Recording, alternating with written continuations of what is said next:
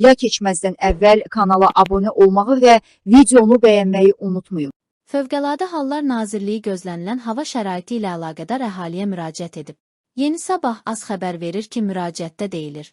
Milli Hidrometeorologiya Xidmətinin məlumatına görə, aprelin 9-undan başlayaraq yaxın günlər ərzində ölkə ərazisində hava şəraitinin dəyişərək qeyri-sabit və fasilələrlə yağıntılı olacağı, yağışın ayrı-ayrı yerlərdə intensivləşəcəyi və dolu düşəcəyi, bəzi dağ çaylarından qısa müddətli sel keçəcəyi, şimşək çaxacağı və güclü külək əsəcəyi proqnozlaşdırılır. Qeyd olunanları nəzərə alaraq Fövqəladə Hallar Nazirliyi əhaliyə müraciət edərək müvafiq təhlükəsizlik qaydalarına riayət etməyə çağırır. Belə ki, intensiv yağıntıların səbəb ola biləcəyi seldən qorunmaq üçün sel təhlükəli ərazilərdən uzaq durmaq, bu təhlükə ilə üzləşdikdə dərhal yaxınlıqdakı yüksəkliyə qalxmaq tövsiyə olunur.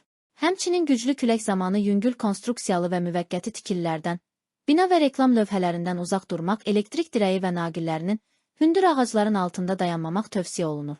Həmçinin güclü küləyin baş verən yanğınların söndürülməsi ilə əlaqədar yaratdığı çətinlikləri nəzərə alaraq, küləkli hava şəraitində yanğın təhlükəsizliyi qaydalarına xüsusilə ciddi riayət edilməlidir. Eyni zamanda ildırımla bağlı təhlükələrdən qorunmaq üçün elektrik cihazlarını şəbəkədən ayırmaq, telefonla danışmamaq, açıq havada olarkən elektrik xətti, ildırım ötürücüsü, navalça və antenaya yaxınlaşmamaq, hündür ağacların altında daldalanmamaq və bu məqsədlə nisbətən çökək yer seçmək, avtomobildə olduqda isə hərəkəti dayandıraraq şüşələri qaldırıb ildırımın bitməsini gözləmək lazımdır. Unutmayın, qaydalara biganəlik həyatımıza təhlükədir.